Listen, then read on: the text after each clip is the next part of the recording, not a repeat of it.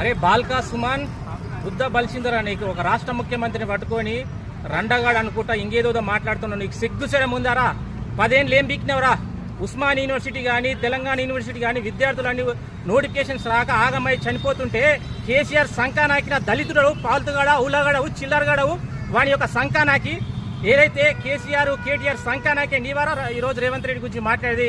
అరే తొక్కలు తీస్తాం బిడ్డ, నీవేమనుకుంటావు? నీ ఇష్టం వచ్చినా మాట్లాడితే ఏమనుకుంటావు రా గలీజ్ ముండా కొడుక?